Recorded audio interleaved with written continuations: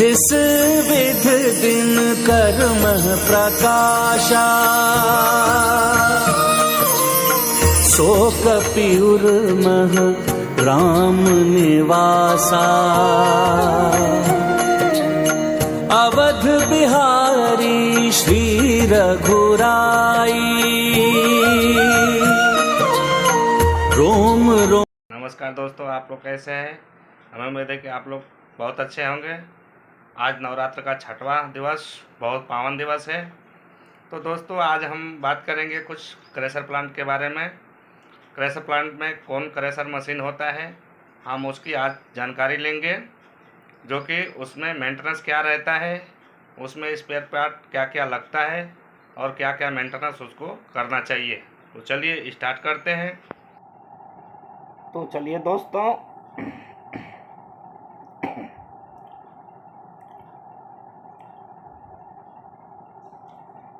चलिए दोस्तों, मैं आप लोग को क्रेशर प्लांट के कौन क्रेशर के बारे में मैं बताने वाला था।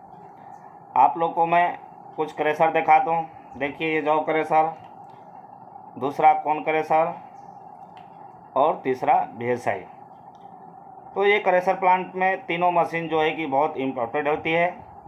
और उसमें जो होता है कि बहुत मेन इम्पोर्टेंट कौन होता है, जो कि उसको बहुत सेफ्टी से चलाया जाता है और उसके मेंटेनेंस पे बहुत बारीकी नज़र से ध्यान रखना पड़ता है।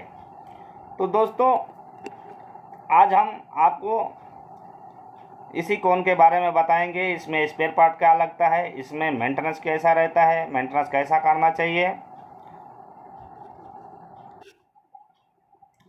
दोस्तों, कौन क्रेशर के अंदर कुछ ऐसा पार्ट लगा रहता है जो है कि ये हो गया आपका कौन को कॉमन मेंटल का ड्राइंग, ये कौन मेंटल हो गया, यानी ये कौन क्यूब हो गया, ये पूरा ऑल क्रेशर हो गया। तो दोस्तों, आप लोग को मैं बता दूं कि हम बात करेंगे इसके बारे में जो है। देखिए, ये कौन क्रेशर का मेन शाफ्ट आपको दिख रहा है। यहाँ पे ये मेंटल और ये कौन क्यूब लगा हुआ है। जो शाफ्ट में लग रहता है उसको कौन मेंटल बोलते हैं, और कौन के जो बॉडी में लगा रहता है जो है उसको कौन क्यूब बोलते हैं। दोस्तों, कौन मेंटल इसको बोलते हैं, यानी कौन क्यूब इसको बोलते हैं। सर, इन दोनों का काम रहता है पत्थर को तोड़ना और बाकी कौन क्यूब बॉडी को सेफ्टी में रखना। आगे बढ़ेंगे हम इसके जो है कि बाकी के पार्ट के बारे में। देखिए, ये कौन दोस्तों मैंने आप लोग को दिखाया क्योंकि ये कौनों का राजा कौन है, जिसका CMC कौन बोलते हैं। इसका मेंटेनेंस बोलिए, इसका प्रोटेक्शन बोलिए, या इसको ऑपरेटर चला रहा है उससे पूछिए। ये कौन जो है कि इतना बेस्ट है कि मैं आपको क्या बताऊं, क्योंकि मैं भी क्रेशर प्लांट में ही काम करता हूं। बाकी दोस्तों, ये कुछ मेट्सो का कौन, ये प्रोपेल का कौन, और ये एक मेट्सो का दूसरा मॉडल कौन। दोस्तों, ये जो आप कौन देख रहे हैं, ये जो कौन का ये ड्राइंग है जो मैं आप लोग को दिखा रहा हूँ वीडियो में। बाकी आगे इसके डिटेल्स के साथ दिखाऊंगा, आप देखें और इसको समझें। प्लांट चलाने वालों से रिक्वेस्ट है कि दोस्तों, कौन के बारे में कभी भी फुल नॉलेज रखना चाहिए और उसका मेंटेनेंस सही ढंग से करना चाहिए, क्योंकि ये बहुत इम्पोर्टेंट मशीन होती है और इसका जो स्पेयर पार्ट होता है वो बहुत महंगे मिलते हैं। दोस्तों, अभी मैं आपको कुछ दिखा दूं, वही ड्राइंग जो है कि डिटेल्स पूरी डिटेल्स में है इसकी। आप वीडियो को रोककर और जो है कि इसका नाम पढ़ सकते हैं। मेरे को बताने में बहुत समय लगेगा, लंबी वीडियो होगी। तो दोस्तों, ये देखिए कुछ सेंटरिंग बुश, जिसको हम इनर बुश बोलते हैं, आउटर बुश बोलते हैं, बेयरिंग बोलते हैं। ये देखिए, इसमें भी आपको सबका नाम लिखा हुआ है। आप नाम पढ़कर यानी याद कर लीजिए, क्योंकि नाम याद करना बहुत इम्पोर्टेंट होता है। मशीन के पार्ट का जब तक नाम याद नहीं रहेगा तब तक आप मशीन में काम नहीं कर पाएंगे, आपको काम करने में तकलीफ़ होगा, स्पेयर पार्ट मंगाने के लिए तकलीफ़ होगा। आपको नाम ही नहीं पता तो आप क्या मंगाएंगे। तो सबसे पहले आपको नाम का जानकारी लेना चाहिए। तो दोस्तों ऐसे ही अभी हम आ गए शाफ्ट के पास। मैंने जो दिखाया था आपको कॉनकेव, कॉनवेंटल, इसके ऊपर टॉप बेयरिंग रहता है। ये बाकी का जो भी पार्ट है शाफ्ट का, ये मैंने जो बोला इनर बुश यानी आउटर बुश, ये उसके मध्य बीच में रहता है और उसके साथ ये रनिंग करता है। दोस्तों मैं कौन को बता दूं, जो है कि ये जो कौन ऐसा होता है, जब हम इसको एमटी में चलाते हैं तो ये दोस्तों ये राइट की तरफ घूमता है, और जैसे ही इसके अंदर हम मटेरियल छोड़ते हैं, पत्थर डालते हैं, तो ये लेफ़्ट को घूमना चालू हो जाता है। ये मशीन की खासियत है। जो है कि दोस्तों अभी आप यहाँ देखेंगे, यहाँ इसका टॉप बेयरिंग लगा रहता है। आपको इसमें पर डे ग्रीस मारना चाहिए। जो भी आपको इंजीनियर सलाह दे इस कंपनी का कि नहीं इसमें इतना ही ग्रीस मारना है, तो उतना ग्रीस मारना ही मारना है। दोस्तों ये जो आप नट बोल्ट राउंड में देख रहे हैं, ये बॉडी है, ये अलग हो जाता है। ये अलग हो जाता है जब बोल्ट खोलेंगे, जब आपको कॉनकेव यानी मेंटल का काम निकलता है, जब चेंज होता है तो उस टाइम इसको खोलना पड़ता है। या बाकी कुछ कौन आपका सीरीज हो गया हो, कौन आपका लॉक हो गया हो, या कौन में कुछ फॉल्ट आ गया हो, तभी इसको खोलना पड़ता है। बार बार खोलने वाली मशीन ये नहीं है। दोस्तों जब हम इस बोल्ट को खोलेंगे तो कुछ हमको इसमें शाफ्ट दिखेगा, जो मैंने आपको शाफ्ट दिखाया। शाफ्ट यानी मेंटल उसमें लगा वाला। जब मेंटल आप ऊपर उठाएंगे, उसका प्रोसेस रहता है, पहले ये खोलेंगे, उसके बाद इसको उठा लेंगे, उसके बाद हम मेंटल को उठा लेंगे। और मेंटल को उठाने के बाद जो है अंदर का जो बुश है, सेंटरिंग बुश, आउटर बुश, उसको हम चेक करेंगे वो कैसा है। अगर वो क्रैक हुआ है, हिट हुआ है, तो उसको हम प्रॉब्लम ढूंढेंगे। तो दोस्तों मैं आपको बुश के बारे में बता दूं, बुश हीट होता क्यों है, टेम्परेचर में आता क्यों है। जैसे कि आपको मैं बता दूं, इसमें ये पूरी मशीन ऑयल द्वारा चलती है और हाइड्रोलिक पे रहती है। हाइड्रोलिक बोलेंगे तो जो आपको मेन शाफ्ट मैंने बताया, वो हाइड्रोलिक पे वो अप डाउन होते रहता है। अप डाउन करने का मतलब कि हमको सेटिंग करना पड़ता है। हमको आउटपुट माल कौन सा निकालना है, उसके हिसाब से हमको सेटिंग करना पड़ता है। हम उसके बारे में भी बताएंगे आपको कि इसका CSS एग्रीगेट में कितना रखना चाहिए और GSB के लिए कितना रखना चाहिए।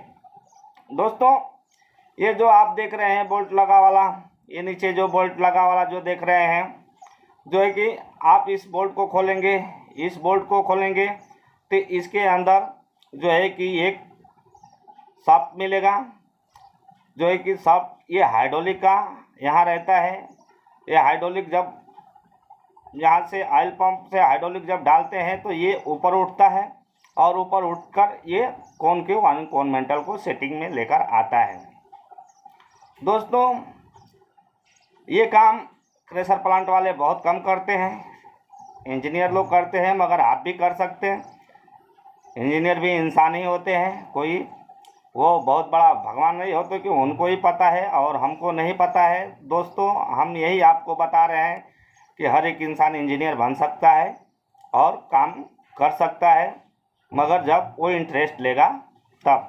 ये पूरी वीडियो आप देखेंगे तो आपको फुल समझ में आएगा कि कौन में क्या क्या करना है, क्या क्या नहीं करना है।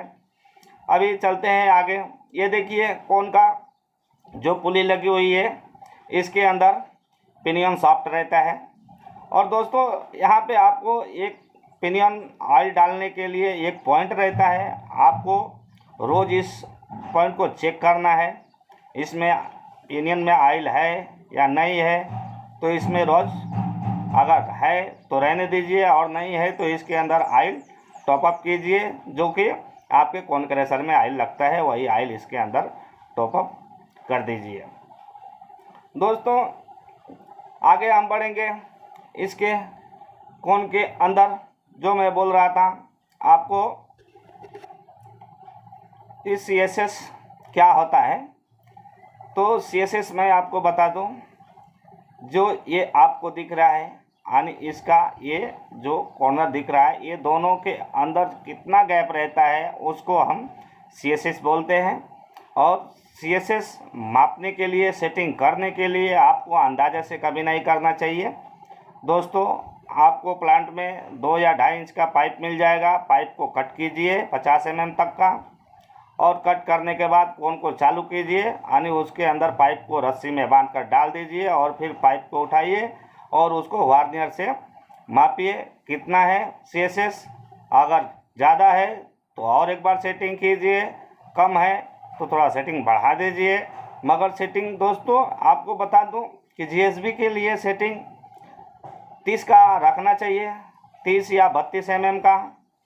और एग्रीगेट के लिए आपको सबसे सेपरेट रहता है 26 का जो CSS रहता है, वो आपका एग्रीगेट का CSS रहता है। आप 26 तक फोन को चला सकते हैं, 27 भी चला सकते हैं, 28 भी चला सकते हैं, मगर 26 रहता है वो एकदम परफेक्ट कोन के लिए रहता है।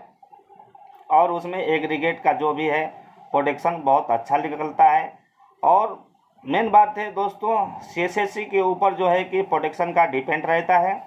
प्रोडक्शन कैसा होगा, ये 200 TPS का है तो हमको 200 TPS निकालना है, तो मेन इसमें CSS ही रहता है। अगर आप CSS सही ढंग से रखेंगे तो आपका प्रोडक्शन होगा। आपका CSS अगर बड़ा रख देते हैं तो ये आपका रिटर्न माल ज़्यादा आना चालू हो जाएगा, मतलब क्रैशिंग कम होगा और रिटर्न आपका ज़्यादा आ जाएगा, मतलब जौ क्रैशर का प्रोडक्शन आपका स्टॉक होना चालू हो जाएगा और कोन के हाथ जिससे जो है कि VSI आइडल होनी चालू हो जाएगी। तो दोस्तों अभी मैंने आपको ये शाफ्ट के बारे में बता दिया, CSS के बारे में बता दिया, CSS कैसे करना है। अभी चलिए ये कोन के आपको कोन मेंटल ये समय समय पर चेंज करना है कोन को, और इसका मेंटेनेंस हमेशा नज़र में रखना चाहिए दोस्तों। जो है कि ये ड्राइंग आपको बहुत इम्पोर्टेंट है, आप देखकर और इसको ध्यान से देखेंगे और सोचेंगे समझेंगे तो आप बहुत कुछ सीखेंगे इसके अंदर, और इसके अंदर सीखने के लिए बहुत कुछ है। तो दोस्तों ये आपको मैंने बताया, ये सब स्पेयर पार्ट आपको दिखाया पहले ही। अभी दोस्तों आ चलेंगे हम कोन के अंदर। अभी सॉरी ये कोन दोस्तों जो है कोन, ये ओवरलोड में कब आता है, जब इसके ऊपर बड़ा पत्थर जाता है या वर्कर लोग सेटिंग को ज़्यादा दबा देते हैं या इसका भी बेल्ट लूज रहता है, तब ये ओवरलोड में आता है। तो दोस्तों हमारे हिसाब से तो भी बेल्ट को रोज़ ही चेक करना चाहिए, भी बेल्ट हमारा किस कंडीशन में है, भी बेल्ट बराबर टेंशन में है या नहीं है। अगर नहीं है तो उसको टेंशन में लाया जाए। ये जो आपका पाइप दिख रहा है ये जो है ये कोन क्रशर का रिटर्न पाइप है, ऑयल जो आने वाला। और दोस्तों इसी में एक इनपुट है यानी एक आउटपुट है, जो है कि ये एनी टाइम ऑयल चला रहता है और ऑयल में ही ये मशीन हमारी पूरी चलती है। दोस्तों आपको कोन क्रशर के बारे में बता दूं कि इसमें ऑयल पर सेकंड में कितना लीटर जाना चाहिए और पर सेकंड में कितना लीटर रिटर्न होना चाहिए। ऐसे इसके साथ में क्या क्या इंटरलॉकिंग होती है, कैसा कैसा इंटरलॉकिंग करना चाहिए, ये चीज़ मैं आपको इलेक्ट्रिकल के साथ बताऊंगा। अभी सिर्फ मैं मैकेनिकल मेंटेनेंस के बारे में बात कर रहा हूं। तो दोस्तों मैंने आपको ये पिनियन शॉफ्ट में बताया था, ऑयल का पॉइंट ये आपको दिख रहा है, बाकी ये दिखा, ये टॉप वायरिंग आपको दिखा। और दोस्तों ऑयल यानी हाइड्रोलिक, जो है कि हाइड्रोलिक ये आपका कभी कभी ऐसा प्रॉब्लम आता है कि वर्करों को नहीं समझता है कौन चल रहा है 5 घंटे में डाउन हो गया, 4 घंटे में डाउन हो गया, फिर उसको सेटिंग करते फिर चलाते, जो है कि उनको प्रॉब्लम समझ में नहीं आता है। तो मैं आप लोगों को ये प्रॉब्लम बता दूं कि आप प्रॉब्लम कैसे सॉल्व कर सकेंगे और इसका फॉल्ट क्या होता है। डायरेक्ट आप किसी भी कंपनी को बोलिए जो मैं आपको बता रहा हूं। आपका कौन पहले डाउन हो रहा है तो दोस्तों पहले सबसे पहला काम है हमारा कोन के अंदर घुस जाना, जो है कि कोन के नीचे जो कन्वेयर बेल्ट लगा रहता है उसके ऊपर चले जाना, और उसमें जो हाइड्रोलिक जो पाइप लगी हुई है दोस्तों उसको फुल सही ढंग से चेक करना कि वो पाइप कहीं हमारा लीकेज तो नहीं है। अगर लीकेज है तो आप उसको लीकेज बंद कर दीजिए। ऐसे ही अगर आपको यहाँ पे कुछ अगर नहीं मिलता है, आप कोन के बाहर आ जाइए। ऐसे ही जैसे हाइड्रोलिक का पाइप जहाँ तक गया है वहाँ तक आप जाइए और पाइप को पूरा चेक कीजिए। अगर पाइप कहीं थोड़ा मोड़ा भी लीक रहेगा तो आपका ऐसे ही कोन जो है कि चलते चलते चलते कुछ घंटों में डाउन हो जाएगा और आप परेशान रहेंगे कोन डाउन क्यों हो रहा है, क्यों हो रहा है। दूसरा इसका कारण होता है कोन डाउन होने का दोस्तों, इसके अंदर जो है कि सील लगा रहता है पिस्टन के अंदर। यहाँ पे एक पिस्टन मैंने आपको बताया था, पिस्टन के अंदर एक सील लगा रहता है। वो सील जब चला जाता है तभी आपका कोन डाउन होना चालू हो जाता है। मगर सील चला गया, इसको हम कैसे पकड़ेंगे, कैसे जानेंगे? तो दोस्तों इसके ऑयल टाकी के अंदर दो टाकियाँ होती है, जिसके अंदर एक हाइड्रोलिक टाकी रहता है और एक लुब्रिकेशन रहता है। तो दोस्तों जब हमारा कोन डाउन हो रहा है, जो है कि बार बार डाउन हो रहा है, बार बार डाउन हो रहा है, तो आप क्या कीजिए, एक लुब्रिकेशन ऑयल का जो टाकी है, ऑयल है, जो ऑयल लेवल है, वहाँ पे दोस्तों एक बार बंद में कोन को और वहाँ पे मार्कर से निशान लगा दीजिए और दूसरे दिन कोन को चलाइए और डाउन जब हो जाता है फिर कोन को बंद कर दीजिए और कुछ देरों में जाकर वो अपने लेवल को, ऑयल लेवल को चेक कीजिए। अगर थोड़ा सा भी ऑयल उसमें ऊपर हो गया दोस्तों तो आपका कंफर्म है कि जो पिनियन का शाफ्ट का जो है सील चला गया है। तो आप इंजीनियर को बुलाकर या आप खुद इसको खोलकर और चेंज कर सकते हैं। और दोस्तों आगे जो है कि हम बात करेंगे इसके